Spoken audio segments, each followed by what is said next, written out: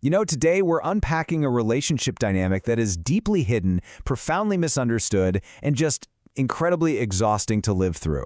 We're going to look really closely at something that operates entirely in the shadows of everyday life, leaving its targets completely confused, drained, and honestly often questioning their own sanity. If you've ever felt like you're slowly disappearing inside a relationship that looks perfectly fine to everyone else, well, this explainer is absolutely for you. We're going to take a measured, step-by-step look at the psychological mechanics behind this experience and help you find your footing again.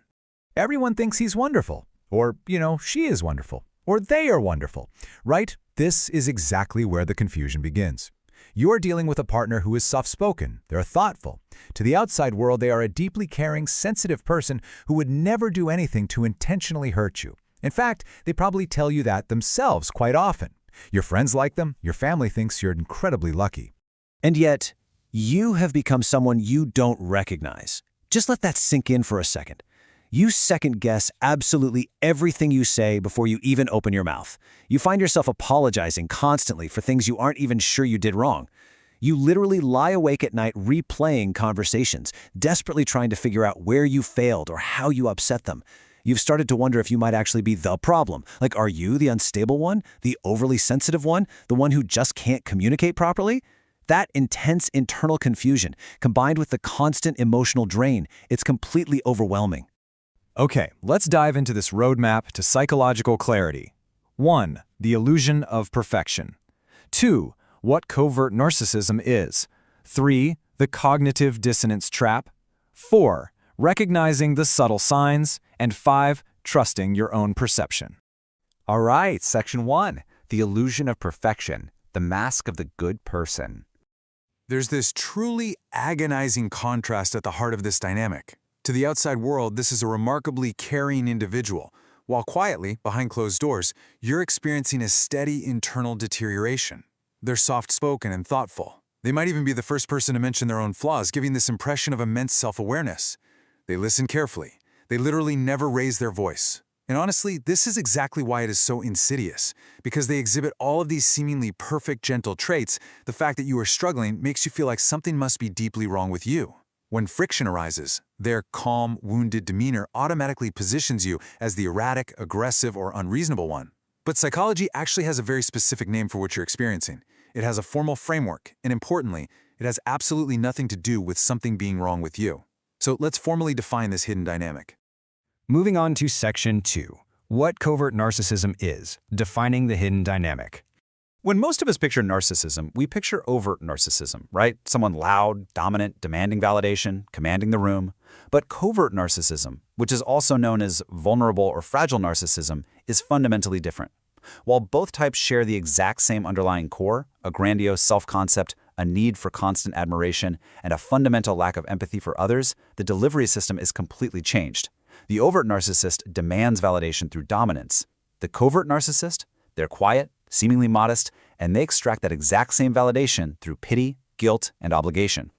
So, the crucial point is right here in this definition. Covert narcissism, a presentation of narcissism that extracts validation through pity, guilt, and obligation while hiding behind a mask of sensitivity and false humility. They position themselves as the eternal victim. They're the misunderstood genius or the selfless martyr who sacrifices endlessly for everyone else and is just never sufficiently appreciated. Their own feelings are always the most important in the room, but they don't express this through aggression. Instead, they use withdrawal, wounded silence, and the absolutely devastating art of making you completely responsible for their pain. And they will slowly drain the life force from anyone who tries to save them. Which brings us to Section 3. The cognitive dissonance trap, why your brain hides the truth. That silent drain is the central cruelty of this relationship. But why is it so hard to see while you're actually in it? Why do you constantly blame yourself? Well, because there's never a smoking gun. There's rarely a massive, explosive moment you can point to and say, there, that is the abuse. And that's because the abuse doesn't look like abuse. It looks like sensitivity. It looks like deeply hurt feelings. It looks like someone who loves you so much that your behavior just keeps disappointing them. Because the manipulation is entirely hidden behind a mask of sensitivity, your brain gets caught in what psychology calls cognitive dissonance. This is the profound psychological conflict of receiving two completely contradictory sets of data at the exact same time. The human brain simply cannot hold two conflicting realities at once.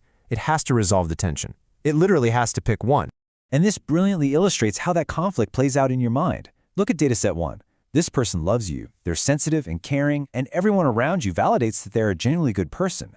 But then look at dataset 2, your internal reality. You feel smaller than you used to be. You feel drained. You know something is slowly being taken from you in tiny increments. Because that first set of data has so much loud, external social validation, your brain resolves the conflict by deciding your internal reality must be wrong. You dismiss your own internal data. You tell yourself you're imagining things, or that you're just being too needy. And here's a real kicker. The more intelligent you are, the more convincingly you can construct the case against your own perception.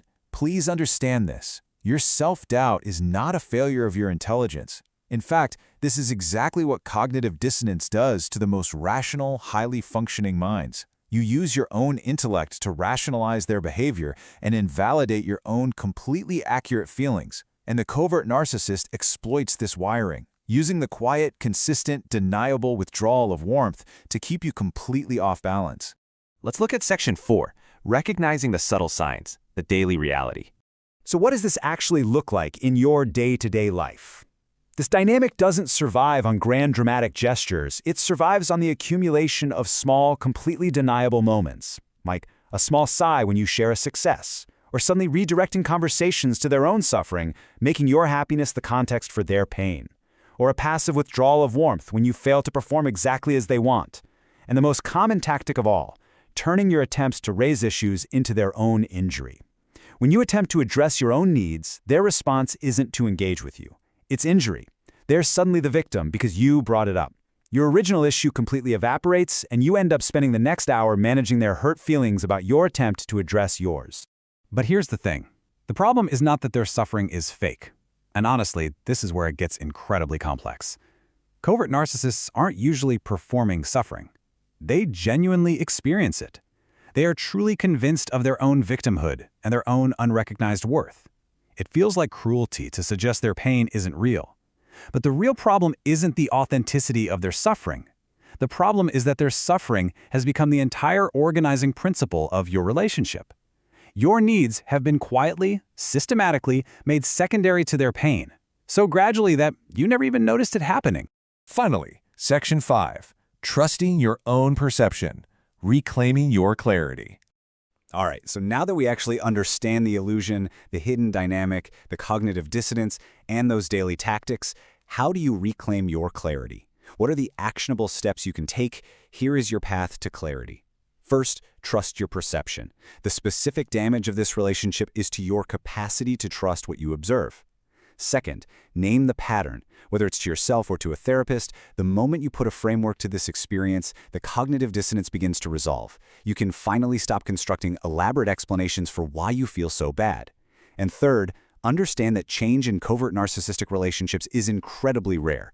The exact same mechanisms that hide this pattern from outsiders make it deeply resistant to acknowledgement from the person actually doing it. Trust your perception.